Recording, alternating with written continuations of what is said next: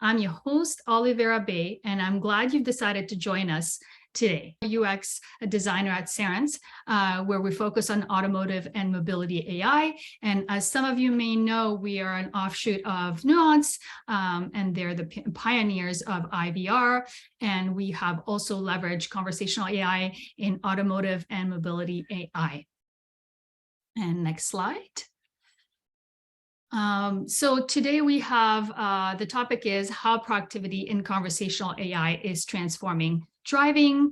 And we have our speaker, Adam Emfield, who is our UX director at Cerence. And a big thank you to all the Convo Collective organizers. This meetup is a labor of love, completely volunteer-based. So the people on the screen deserve a big shout out, such as Bishma, Ali, Meg, Emily, Brian, Anchor, Meredith, Hennifer. Thank you for putting this on each month. And if you or your company might be interested in becoming a sponsor, please do reach out on Twitter DM. Our handle is @Convo Collective. And if this is maybe your first time joining us and you're not a member yet, please make sure you sign up to officially join the Conversational Collective. We'll also repost this in the chat, so be on the lookout. And when you sign up for our community forum, you'll get access to our Slack and LinkedIn groups. Super helpful if you're looking for a new job in the space, hiring, or just want to learn what other members are reading and learning about in conversational AI. Filling out the community form will automatically give you access to the Convo Collective newsletter, where you'll get a non-spammy emails reminding you about all of our events and links to other trending resources and news hand-curated by our lovely organizers. You can also follow us on Eventbrite, where we post all of our events. Alrighty, folks, we're almost done with the shameless plugging. So if you haven't already, please introduce yourself in the Zoom chat. During this entire event, you'll be on mute while we have our panel discussion, or rather we have a single speaker today. So please do type your questions for us and post them in the chat, and make sure it's directed to everyone rather than DM, and I'll get to it as soon as possible. And this is our agenda for today. So from, actually this is, it should be 1 to 1:10 EST is the intro, and then up until 1:50 will be the talk. And then from there, we'll have the last 10-15 minutes for the questions and discussions. And I just want to now introduce our speaker, Adam Emfield. We're so grateful you could join us today to share your insights about how the proactive approach affects conversational AI. And I'd love to hear you introduce yourself, and I'm going to let you speak now. Awesome. Yep. Thanks a bunch, Olivera.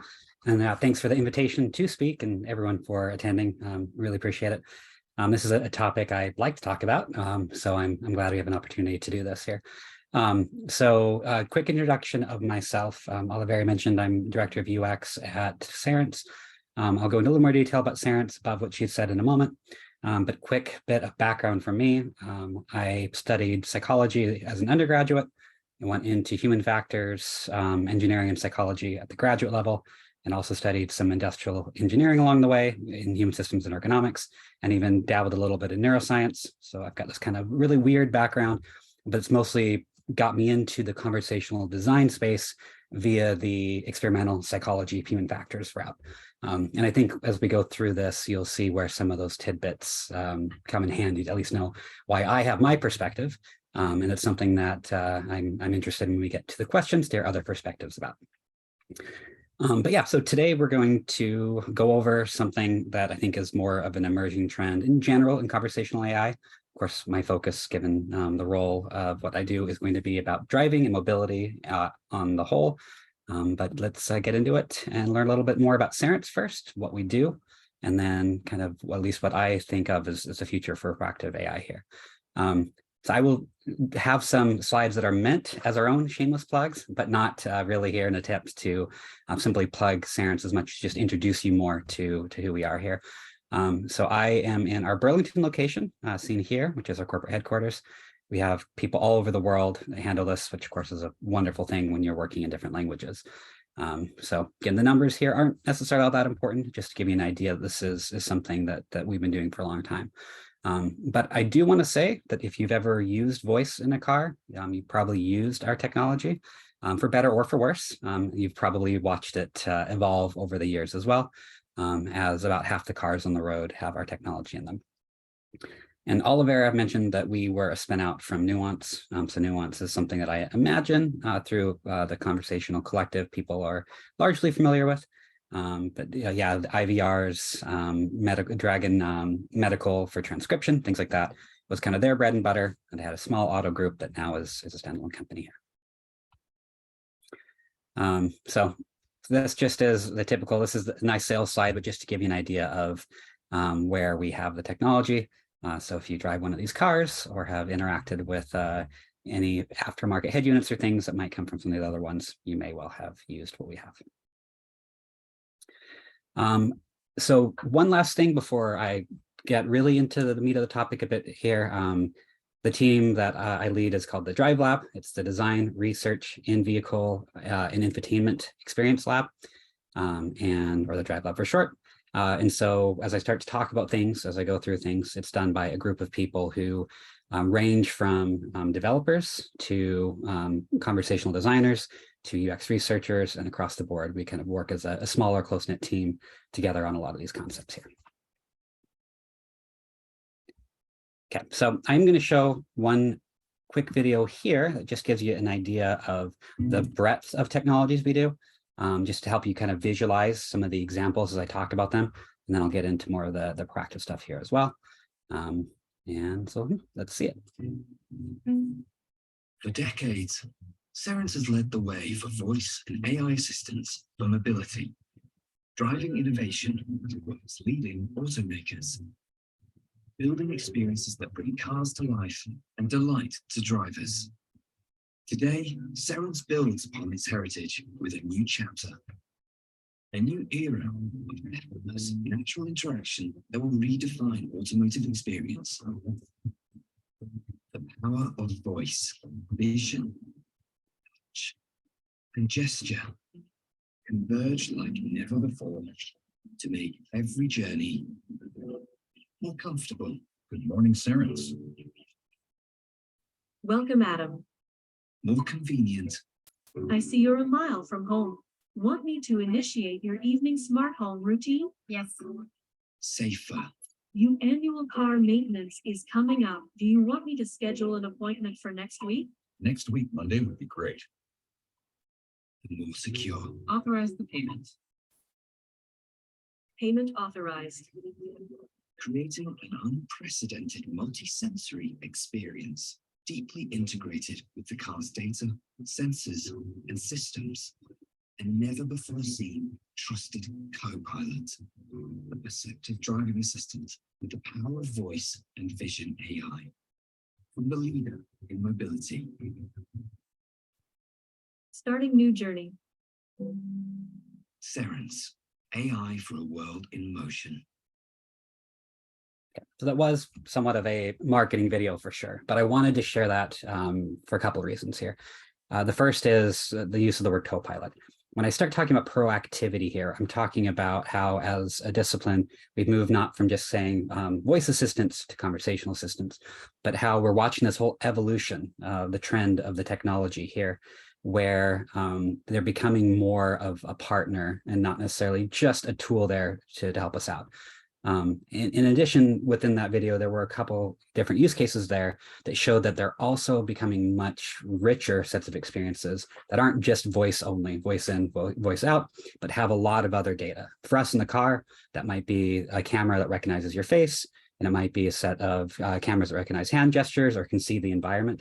But even outside the vehicle, the amount of information being made available to these assistants is increasing greatly, which is really allowing us to explore all these different new spaces here.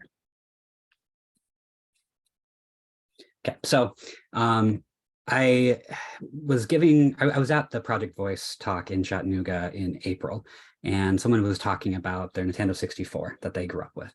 And we had a conversation about a little bit later about how if you think about where the kind of place of where assistants are now in maturity, probably kind of feels like, especially if you go to the car where it's a few years old, probably kind of feels like about this generation of video games, meaning that we're well past the earliest days of these conversational assistants, but we've still got a long way to go before they're truly something that can feel like it's real world graphics in the case of the video games, but real world conversation in the case of what we do here. And it's kind of was an interesting analogy. Led to a good discussion here. And one that I think will kind of try to help get into what's changing a little bit and how I think the proactive element of this is going to enable some of these new things. So for starters, I want you to imagine that you get in your car for the very first time. You sit down, turn it on, and after a second, you hear the system go, "Hi, I'm here." And then there's silence for a minute, giving you a chance to actually interact with the assistant first. That's something that's a lot more natural, but also potentially something a little off-putting if you're not necessarily used to talking to voice assistants. But it's definitely the direction we're going, especially as people get more and more comfortable here, because we're reaching this point where it's less about command and control for everything. And again, it's about that conversation, but also where the assistants maybe can start speaking first. And I'm gonna give some data points here around this, but to be explicit here, what I mean by proactive AI, what I'm talking about here is where we go from the assistants being purely reactive, just there when you ask for them to be, but to ones where they know when to be present and know when to be absent. Ones where they might start speaking to you first instead of waiting for your wake up word or for you to press a button. That's changing. And that enables a lot of opportunity and comes with it some additional risks for sure. Okay, so science for a minute here. Like I said, with my background in psychology, it's going to make me kind of stuck on some of this stuff. But there was a really cool study done about 5 years ago from George Mason University that found that if you want to build trust in an assistant, in this case they were looking at, if you made them feel like it was a teammate, not just a tool, that it was a lot easier to build that initial trust and repair it if it failed. And in this study, it's kind of a fun one if you ever want to look it up. They had a virtual assistant playing Tetris with a person where one of them was responsible for the lateral movement and one for the vertical movement. And they had a conversational element to that. And depending on how they framed it, teammate versus tool, determined how much they reported having trust in these. And I've done a number of evaluations since then that show that in things like autonomous vehicles, this has a really big role here. So again, what I'm trying to do is build this whole idea is that when you start to get this complexity here, there's a lot of opportunity here that can come out of these systems as well. So again, when I get in use cases in a minute here, I mentioned that I'm going to show some things that talk about having much more integration with the vehicle, where we have access to all the information about how fast the car is going, what your destination is, what the weather is outside, where you have the ability to actually use all that information all at once, and what opportunities that provides for you here. So I'm going to show this briefly here. I'm going to come back to this in a minute here, but here's just a set of examples of things that could be proactive use cases. And before I start diving into many of them in detail, to give you some examples of how this can work, I want to actually walk through a study we did before that shows some of the risks that also come with this, about having the assistants talk first, but also where people see the potential for them. Okay, so let's go back a bit. So let's talk about Clippy for a second here. Clippy is arguably one of the first assistants of a type that was known, for better or worse, for being proactive here. Clippy, of course, is very well panned, has skits about him on Saturday Night Live, where he's pushy, the push pin. And it's something that, again, if I go back to the video game analogy, was kind of the early days of assistance, not voice in the case of Clippy, but one where this, hey, I think you're trying to write a letter, can I do this for you, was a great intention. It was the right idea to try to move towards these assistants, these things that were there to help you, trying to get in front of what's going on without getting too much in your way. And when we talk about them, okay, well, if assistant is going to be proactive, if it's going to actually do something for you, well, what do you mean? What's going to be automated? What is this proactive thing here? And so again, I'll refer to some academic stuff for a second here. I won't go through all of these here, but this is a framework that was put together a while back that shows that when it comes to any automated system, There's all these different levels of ways it can do things for you. It can, at the very bottom, at one, literally do nothing for you. For that, in the case of us in the car, means you're driving everything yourself. At the very top, it's doing everything entirely on its own, and it doesn't even really care that you're there. It doesn't need you to be there or need to know that you're there to do that. And in between, you'll see all these different levels that talk about how an automated system can start to either do things and tell you about it, do things and ask you, or offer to do things and ask for your permission, or maybe just simply narrow things down and let you stay in control of it. And when it comes to a conversational assistant, think about how this maps onto that. If you think about having an Alexa device at home, which I hopefully am not going to trigger by just saying that, it could conceivably at the very top just be playing music when it thought you needed music, giving you recipes when it thought you needed it, never asking you, never being asked to. Whereas it could also try to be a little more proactive in some ways, where it's like, hey, you usually put on music when you're cooking dinner. I can see you're cooking dinner right now. Would you like me to put on a playlist for you? And everything else, you can see kind of between that here. And so when we start talking about how an assistant can be proactive, what it can do to be the one that starts the conversation or that does things for you and maybe lets you know later, I want you to just think about how this complexity is really what has to be figured out to make this viable and believable before people will truly get to the point where they're okay with the assistants being more proactive. But we are moving up this both in the capabilities of conversational assistants, as well as with people's willingness to accept them. Okay, so let's talk science from our own lab for a little bit here. When I started asking about some proactive use cases in about 2014 or so, people were very clear. They did not want an assistant to come out of the blue and just talk to them. That was an almost universal perspective I heard in user studies when we were talking to things.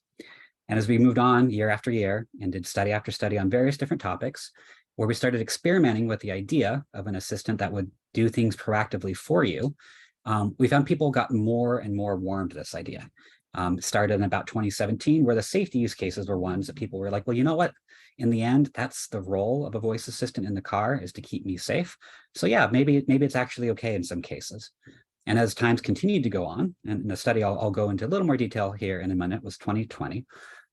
But we found that as long as you find the right ways to design these and take into account the individual differences, because not all users are the same, there is actually a lot of opportunity here to come up with some well-designed use cases that actually will solve problems and give new opportunities to the users. Okay, so here's one such study here. We, in 2020, fortunately before the pandemic really took off, had the opportunity to watch people live in their cars to see how they were using voice assistants, and then to try out some ideas of sending them proactive notifications. So for 2 days, these volunteers had sensors in their car that would transmit data to us about their speed, location, things like that. And we had their cell phone information, as well as dash cams recording both them and their infotainment system, where we were able to try to send them notifications proactively. Again, in this case, it was actually text. Unfortunately, we didn't have it set up for voice, but to help start to have them gauge what it would be like if these assistants were notifying them on things ahead of time here. And these were things we were able to go in and watch the videos, try to look at their facial expressions, see if there appeared to be any confusion. And then we brought them in for an interview to actually talk about what they thought about the way we handled this.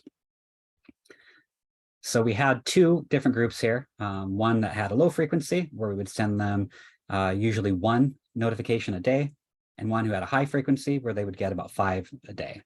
And I'll go over what these notifications were in a second here, but we were really trying to also gauge, all right, maybe some of these use cases are good, but do we, are we going to be overwhelming people, or are we missing opportunities? What are they going to think about the frequency of all of that as it comes together? Okay, so here's a couple examples of some of the notifications that we gave them and a little bit about how they rated them. So we would do things such as text them, be like, traffic is heavy on your route. You may want to consider finding another route, or would you like me to find you another route? Obviously, it couldn't actually do that, but that's what we were trying to convey here. When they were navigating somewhere, we would send some POI updates that would propose to them that maybe they could get there via a different route, or let them know that their place was, that they were going to was closing soon, or things like that, inform them a little bit more about that. We had an idea of a feature teacher, where we might teach them about technology they haven't used in their car. So think about that as like someone who has adaptive cruise control that's able to speed up and slow down for you, but has never used it.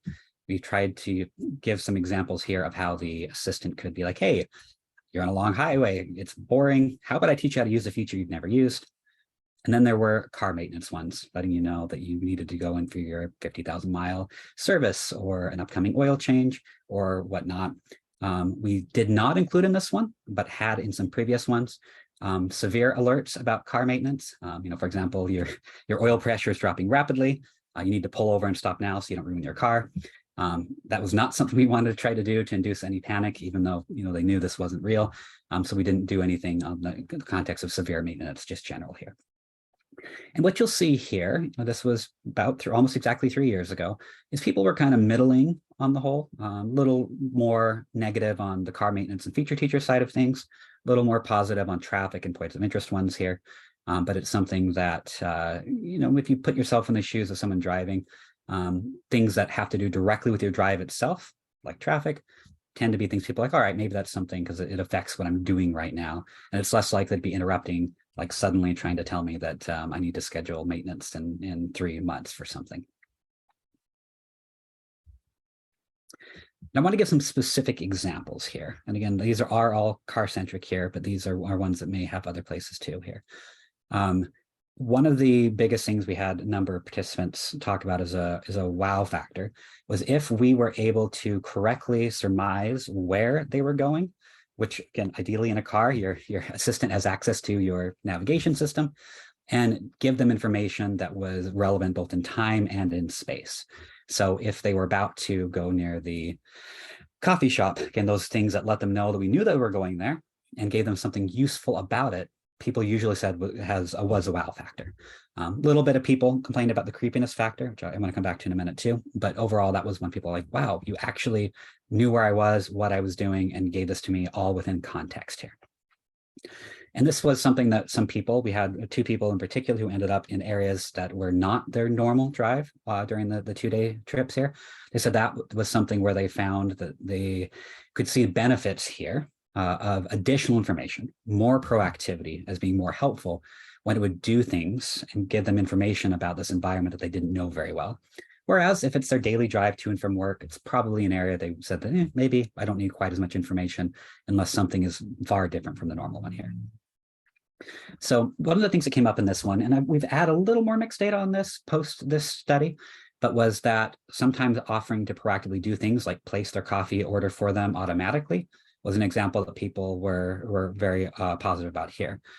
Since then, the ordering things when it comes to spending money, people want to be a little more cautious with, and we're digging deeper into that as it still has value, but it's something they're thinking more about.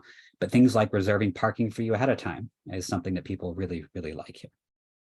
And in fact, in user studies over the years, if we ask people what are the 2 biggest things you wish a virtual assistant could help you with in the car, it's almost always traffic and parking, which is why, of course, things like offering parking is great, but also the traffic update here. This was the best one because it helped people stay in the loop for what's coming. And it's something that even you see to some degree in systems like Waze that let you know about hazards on the road, upcoming flooding, whatever it may be. It's something that there has already been some experimentation and some products in the space here. And finally, people also said that, hey, actually, maybe when I get into the car, if I get just a quick snapshot of what it's going to look like. You sit down, and it greets you by name and says, hey, just so you know, there's an accident on Route 2 on the way into the office. Would you like to take Massachusetts Avenue instead, or whatever it may be? The opportunity here to be able to do some more things there. I wanted to go back to this car maintenance area for a minute here. In the separate studies I'd mentioned, if it comes to something that is going to protect the drivers, the passengers, the vehicle, or others from harm or long-term irreparable damage, people were absolutely okay with the idea of a system coming out, playing an alarm, speaking to them, whatever it may be. People were really clear that the concerns they had elsewhere of the intrusiveness didn't really apply here in the same way here. But they found that, at least as we tried to do them, with the preventative maintenance stuff, that our timings didn't actually work well. And again, we had 2 days, so we didn't necessarily know that, but they could see something such as at the beginning of a drive, the system letting them know, hey, you're due for an oil change soon. let me know when you'd like to schedule that, or something like that. Something where you're a little more passive, where you're offering to help, where you're doing it at a time that's not going to be as intrusive as maybe in the middle of taking an exit or something, but that there is some opportunity there. But at least as we tried it out, people weren't that excited about the non-urgent maintenance stuff. Okay, so let me talk about a few other use cases, though, where we've done some more exploration here. That came from the big chart I showed earlier. I'll touch on a few of these in a minute here. Especially as we start to go into semi-autonomous cars, or especially as we even just rely more on things like adaptive cruise control, lane keeping, things like that are becoming more common. Just being made aware of hazards the driver can't see is something that has been tested very well and been something that the drivers say they want very well as well. On the maintenance side, I mentioned things about taking care of their vehicle. This is important too. But back to the feature teacher concept here, that was one that, again, people were leaning slightly negative towards for that. And that had to do with the matter of there being a lack of context. This is something that if people felt it would make their drive or their experience easier or entertain them better, and we could get the predictions right of when to tell them about something, that they really did like that opportunity. Less excited about the, did you know you can subscribe to SiriusXM for 6 months for only $9.99 or whatnot, but definitely open more to, hey, I've noticed you've never paired your phone with Bluetooth. You've always used a cable or whatnot. If you can get the context right and know enough about the drivers, that's an area where they were a lot more willing to explore in the future for this. And then finally, again, back to the idea of autonomous driving or other things that involve the system being able to do things for you. This is where people often reported that they could see the most value if it was always right. So when it comes to offering to help take over, and not just say, hey, how do you use cruise control, but saying, hey, would you like me to enable cruise control for you? You don't have another exit for 150 miles or whatnot. People said if you can always get the timing right, there's a lot of potential value there as well. The making a booking for a parking spot. You get that ready for me, and you can assure me it's going to be there. It's going to cost what you tell me it's going to cost. By all means, please offer to, and if I confirm, go for it. In the same vein, though, if it comes to telling people to take another route for traffic, again, that was tested very well. But if you're going to end up getting a route that ends up being worse after all, then I'm not going to be very happy with it. Not going to like those types of tasks here as well. So again, here's what I put up here earlier. There's a lot more opportunities to do things here that we have talked about and investigated a little bit here, coming from the safety and security side of things, such as the ability to unlock unlock doors as you approach the vehicle, if it can recognize you, close the sunroof for you automatically. If you're not in the car, it starts to rain, or if you are in the car, it starts to rain even, I guess, as well, but able to do things like that as well. If it's able to help monitor your vehicle, not just for maintenance, but if it's able to let you know ahead of time if someone is, I don't know, trying to break into your vehicle or do other things as well. These are things that are really important here. But two of the areas that we didn't get to as much in the studies that I thought were worth highlighting here are augmenting navigation and adaptive audio. And let me give some kind of fun examples here. I'll go with the adaptive audio for starters. There's been some really interesting work recently that showed that there's certain ways you can improve the way that people are driving in their vehicle by manipulating the way that sound is presented to them.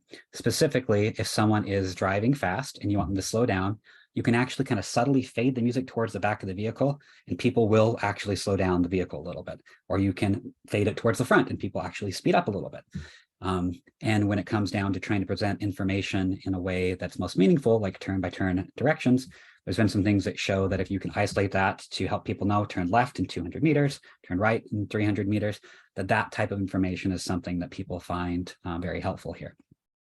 So that gives a whole bunch of opportunities to not just have a conversational assistant that's being proactive, but that can utilize the full cockpit and change the way that the information is being presented, whether it's voice or regular audio or something else, to try to give some new opportunities as well here. Now, another area where this has a lot of potential, and again, where we've done some exploration but haven't gone as far in yet, is augmenting that navigation with real-time information, visual and audio. I have the visual here, but audio is important. So again, imagine yourself driving in a new city for the first time. And that's even more of a task if it's, say, in a foreign country where you're not used to things as much. And if you're not from an area with lots of roundabouts and rotaries like we have in New England or parts of Europe, things such as knowing which exit to take are not always necessarily the easiest thing.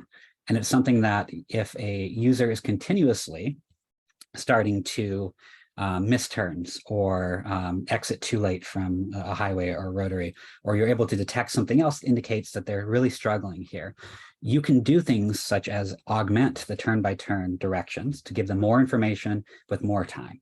Instead of just telling them, in 300 meters, turn left here, you may well need to be able to tell them that they have about 15 seconds until they need to get over into the left lane, so they're ready to make that turn. And then as they approach it, you can even add things such as say, you'll be turning on the second turn immediately after the intersection or whatnot. Things that are probably too much in the normal circumstances on my daily commute, even if I run it, but that are really helpful in certain circumstances as well there. Now, with all of this, there's a couple of really important things that have to be, of course, done right. Again, I've talked about this very positive about a lot of opportunity, but people still are not always viewing their assistants as accurate enough and as a teammate enough to have them come out of nowhere and talk.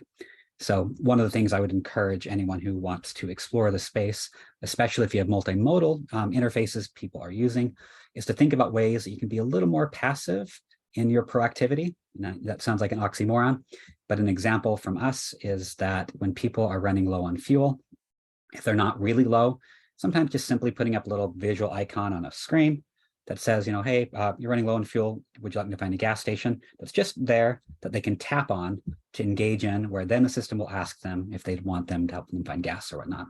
There's ways you can kind of tone this back a bit, ways you can try to take advantage of all the other information around you to make it so it's not so jarring just to have an assistant come out of nowhere and talk to you here.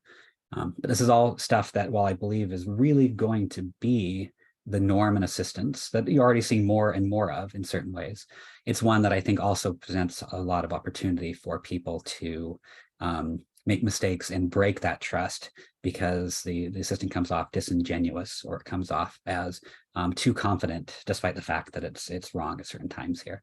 So I think there's a lot of risks there that needs to be taken into account too, but something that at least I know we're looking into, and I hope others will have the opportunity to do so as well. So one last thing here, I wanted to show a video of a demo we gave, and this one is truly just a demo of the technology that we built into an assistant. We put into a driving simulator that in this case we're showing at the Consumer Electronics Show, but we've also had in our labs to be able to put people in front of these assistants to see what they like. In some cases to push their buttons and see how far they're willing to go, or try to find out a new opportunity as well. So I'm going to show a bit of this video here. Since proactive AI is experienced best while driving, today we accompany Christina, who is driving virtually through New York City in our driving simulator. Sometimes when you're driving, you get so immersed in the drive that you barely notice that your battery is running low.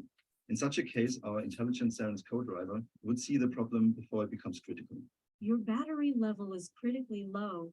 I found a rapid charging station that uses clean energy and supports your car's plug-in type. I'm starting navigation to the station now. In this case, the Cerence Copilot saw that the battery is running low, took into account your car's plug type, and already started navigation towards the nearest charging station. So in addition of taking into account internal car data, like the one we just saw with the battery, we can also take into account data that's coming from the internet.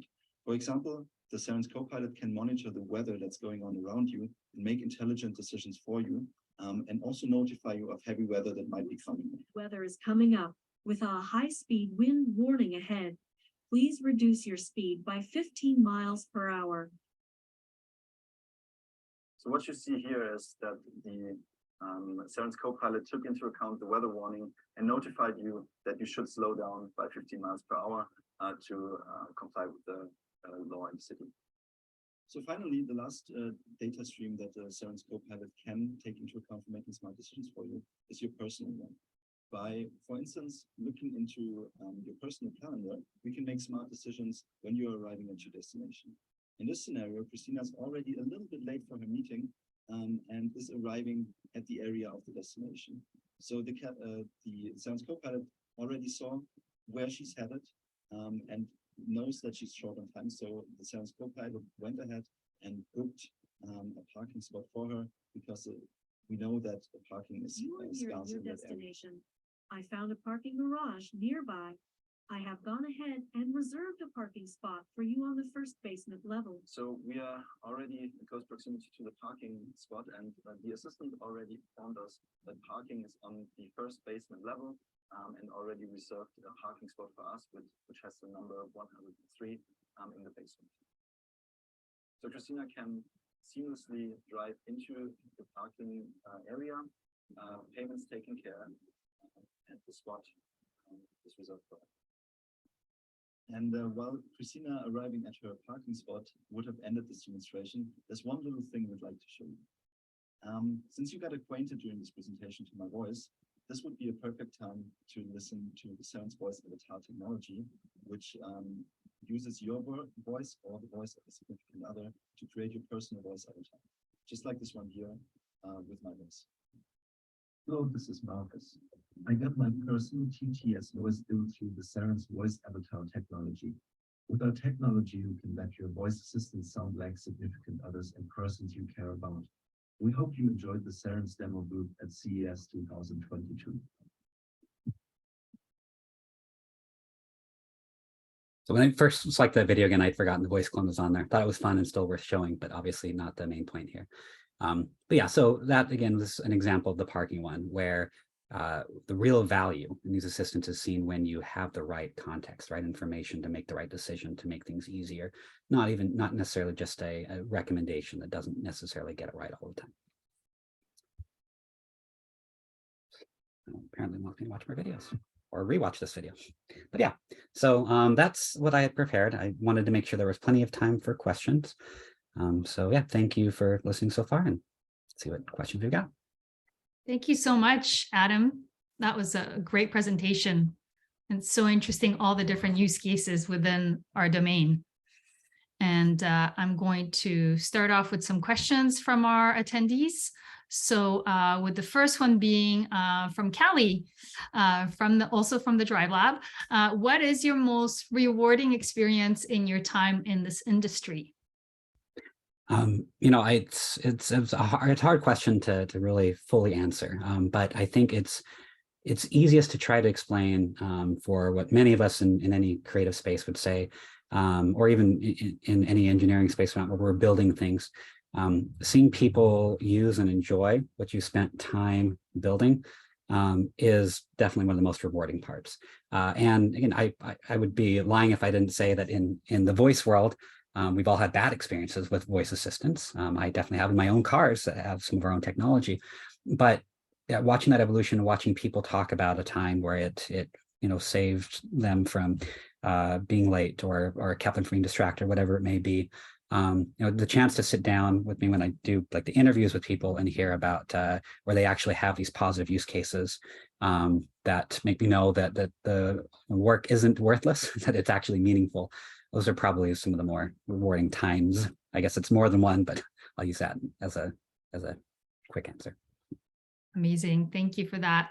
And we have another question from Olga. How has your life changed since you've started working in this field? So, I mean, I think there's a couple areas. There's some of the more obvious that you won't surprise you. I mentioned that I have the Amazon device here. I've got the Google one not far behind me. Every device in my house, or every room in my house, has at least one smart speaker in it. And that's my kids have grown up because of me working here, expecting voice commands for everything and watching that evolution happen. And it means that everything in this house is very voice centric in a way that's sometimes, I forget is not normal. Sometimes I'll be in a hotel room and want to ask a device to turn off the lights for me, for example, even if it's not the best. But aside from that, I think that the other way it's changed, and this is more, I think, about me individually and professionally, is that it's really helped me gain a new appreciation for some of the finer parts of human interaction. Despite studying psychology for a long time, there's something about actually trying to make something that can converse with someone and knowing when you've gone too far to make it feel too human, or when you haven't gone far enough, or whatever it may be. It's made me really appreciate the finer elements of communication between humans in particular, and trying to craft that so it works well with machines is a different way to view the world. I love that. Yeah, I could definitely relate to that in the sense that we take a lot of what we talk, the way we utilize conversation, for granted. And it's so complex. There's so many parts to it that we are not always aware of. So in myself as well, I could say that in this line of work, it's made me that much more aware and appreciative of all the ways we communicate, and even how it can vary culture to culture, language to language. And so it's something that continuously keeps me fascinated, which is a really good thing. Yeah. And okay, so next question from Meredith is, what's the hardest part of your job? Yeah, that's another good question. I think it is, I guess it depends how I want to define hard versus maybe frustrating versus like difficult. In the frustrating sense, sometimes things are hard when when I've spent a lot of time trying to refine an idea, something that we're working on building that I've got really high confidence in. And then finding out that it was the wrong idea, the wrong approach, and taking that feedback and doing the right thing with it meaningfully, letting go of my own kind of fixation on my own ideas is definitely something that can be frustrating and difficult. But I think the other part, when it comes just to the hardest, is sometimes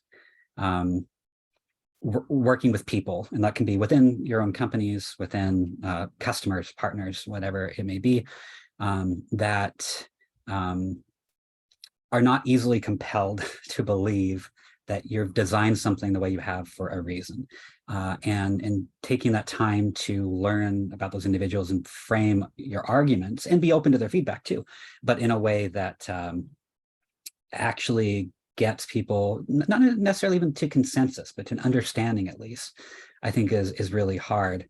Especially if they're coming from a different perspective or different background or different job than you are as well. I understand. Yes, the part about making it relatable is it's not an obvious thing. Yeah. On. And next question is from Valentina. What are the main challenges you encounter in building for voice in cars? So at the surface, one of those big ones is probably pretty obvious, having to worry about distraction. I mean, the idea that, again, I guess maybe this is one of the hard parts of the job too, being so confident that the system we're designing is not going to increase risk of harm or damage to anyone or anything, and ideally reduce that risk and keep people safer. I mean, that was the original promise of voice in the car. Trying to remember and never let yourself forget that you can design the best possible voice experience in a vacuum, but if it's not going to meet that threshold for keeping people safe in the car, it's not even an option. We can't even do it, and for good reason. And I think it's one of the biggest parts about that has been a challenge in the car. Slightly less obvious, in addition to that, there's some different acoustic things you have to worry about that you don't have to typically with your smartphone or a speaker at home necessarily, but times where you end up having to worry about the way that the windows being open are, or how the roads sound different in Detroit than they do in Boston when you're driving on them, and having to be able to not just like worry about the acoustics part of that is more of an engineering problem, but then like how you handle and craft those dialogues to help people recover from mistakes that have to do with things that are unique to like the acoustics in the car. I think I'll go with those two for now, but there's lots of challenges. Yeah, absolutely. No lack of challenges. Okay, so a few more questions. Let's get some questions from the chat as well. Okay, so one question from Jai Kirat, I hope I'm pronouncing that right. Do you think due to widespread introduction of large language models over the last few years, these survey results would have changed? Now that was like in relation to your presentation. Yeah, that's fascinating. I don't know. I think they will. I don't know that they would have if I were to do it today. There's definitely been so much improvement in this space. Definitely so much more accuracy, the ability to be more predictive in a way that gets things closer to where they need to be, and more broader, like more news attention on them. People are hearing about these things in the news, even if they aren't even in this field. I think that itself would make people likely more positive in general, with the exception of those that find it creepy and are like, nope, never mind. This is too real. Keep it away from me. But I still don't think we've quite reached that point yet where it would make a massive change in the results. I think it's kind of just shifting that way. And if you were to ask me again, especially another year or two from now, I think it would definitely, my answer would be a clear yes at that point. Okay, I hear you. And then from Nathan, we have a question: how reliant are Cerence solutions on cellular data, and are these products relying on widespread LTE connections? Cerence was originally Nuance, moving into our auto division. Our biggest strength was that we were focused on the embedded technologies first. We could do things on board, on the edge, that worked very well without requiring any data. And it was kind of what the normal thing was. But I just also talked about all the data that if we have access to, we can do so much more with. And that inherently is going to rely on the cloud. And especially with nice LTE connections, the ability to get data moving quickly can sometimes return not only better results, but more accurate results, quicker, more meaningfully. So right now, more or less, we leave it up to every individual car maker if they want to be embedded only, cloud only, or both. We almost always recommend both because there are some things that are best done without them. But we try to design these systems such that there are always fallbacks and clear ways to get out of a situation when LTE and other data connections are not available, such that they can still do the basic functions, but not have to do it. So we're definitely very reliant, but not entirely dependent on having them. Got it. Sounds great. Next question is from Bishma. Good shout out, great presentation. And also wants to know about the predictions of traffic when the person is on the drive and how accurate it is so far, and how far that metric is helping out the consumers. So this has been an interesting challenge as well to try to get this right, because in the end at Cerence, we aren't handling the actual traffic data. No, we can consume it, but of course it's not from us. We're not ourselves having the sensors to do that, and we aren't modeling ourselves the predicted, like what happens next. So we're relying on what third parties can give us, so companies like TomTom or Here Maps or whatnot, to actually track that data and crunch that. Of course, Google and Google Waze does a good job of that. But I think if you've used Waze and Google Maps, it's about as accurate as it is right now. I think there's a lot of room for improvement here. I think it's more a matter of where we can come in here, trying to personalize this to each individual user, where we learn how they react. We learn when our recommendations are good or bad ones, and we try to weight that with the confidence we get from the actual people who provide the traffic information here. So, the upshot is that traffic predictions are not particularly good right now, but they're getting better. And sometimes people even like knowing that you are trying to help them solve the problem, even if it doesn't fully solve it the way they want. So yeah, it's got a long way to go still though. Yeah, it's definitely a work in progress. And next question is from Laura. For how long is personal data collected in the car stored for, such as like journey details, driving style, repair and maintenance information, etc.? Yeah, I mean, this is one where, I mean, as a company, we do we stick to pretty much all the standard local regulations. So in Europe with GDPR, it's different than in North America, and everything is entirely anonymized on the cloud when we have that type of data all the time for that. The actual amounts are going to depend, and I should know these off my top of my head better. I want to say within Europe, we're allowed to keep them for, it's either 1 or 3 months. In the US, if it's not a minor, as long as we give you, as long as there's a EULA that tells you how long we can keep it, there aren't really big restrictions on how long. but we tend to try to make sure everything's compliant with what GDPR would require, since that's one of the more strict data policies out of Europe, to try to make sure that it's not being stored for too long, being aware that that also comes at a disadvantage of our ability to model things over really long periods of time. Right. I understand. And one more question is along the lines of the automation level. And based on the scale for the next 5 years, where do you see that evolving? Yeah, so this is still hotly debated. Some of my background research in grad school was on people operating autonomous vehicles, and that's made me a little more cynical than many in the industry about where we will be in 5 years. And so I'm gonna give my prediction of where I think the industry will be, and then talk about what that means. My goal would be for that. I think 5 years from now, we will have some reasonably well-functioning level 3 vehicles. So for those who aren't familiar, that means in some very limited circumstances, vehicles will be able to drive themselves without you having to monitor them.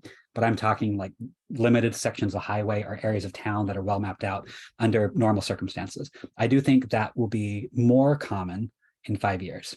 Fully autonomous, level 4 and 5, if you know what those levels are, I don't see it happening. What that means, though, for us as a discipline, not just as a company, but for conversational AI, is that 5 years from now, we need to have conversational assistants that keep the drivers I guess in this case, users in the loop about what's going on, such that they are ready to take over at the right time with the right amount of notice ahead of time, and that they're able to not disengage to the point where it's dangerous or they lose their own ability to drive. So at this point, it's really just a matter about handling those handoffs between system and machine, car and user, and making sure that the assistant's there to not just make that happen, but also make them build the appropriate level of trust. Not too much, not too little.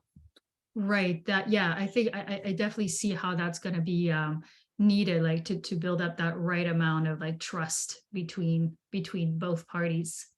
Yeah. And I think we have a room for a few more questions. So for here, we have a question about what conversational AI experiences should be designing for passengers rather than drivers, from Julia. Great question.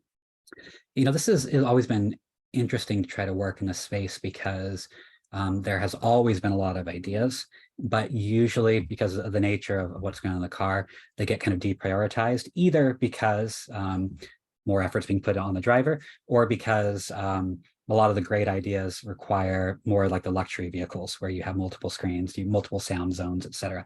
Whereas your average, Toyota Camry is not going to have access to a lot of those there. But I think we're reaching a point now where there's a lot more, especially in the entertainment space, opportunities within our discipline to build things for the passenger. And that can be something as simple as doing karaoke. It's something that we actually do work on. We have a product for, or building in-car trivia, or my own kid's favorite game, Guess the Animal, or whatever it may be. And I think that at a minimum, having some of those more interactive entertainment things is a really good space here, where we can finally like ease back a little bit on just worrying about not letting the driver get distracted. And I think then what comes naturally as things move down is when you do have those additional screens, when cars continue to have more and nicer speakers and more microphones, then you can really start to play with opportunities to kind of isolate the driver from whatever else they're doing and allow everyone else to do what else they might either be doing on their phone normally, except maybe on a bigger screen, or to be able to have them just kind of, disconnected, not having to worry too much about what's going on with each other as much. Yeah, that would give like the other passengers so much more control if they could participate in the experience. Yeah. Amazing. Well, I think we have maybe time for one more. Let's go with Jai's question. And this is a little bit more general question, but what is the role of a product designer in conversational AI? And how does one switch from being a product designer into a core conversational AI designer? This is one that I think a lot of us here have different backgrounds, different experiences moving this way. Me, again, starting out as an experimental psychologist, moving into conversational design. We have others on my team who have come up from as a UI designer, moved towards that. And the first thing, of course, is nice and easy, is having an interest, but also some of a bit of a knack for it, where you just, if something where you naturally are kind of good with the conversational elements of things, it's a lot easier to learn. I think, it's something most people can learn, but it really just comes down to looking for typically the opportunities to make that shift, and trying it out, because it's a new thing to try to teach conversational design at the university. It's not really a big thing. It's kind of a new topic.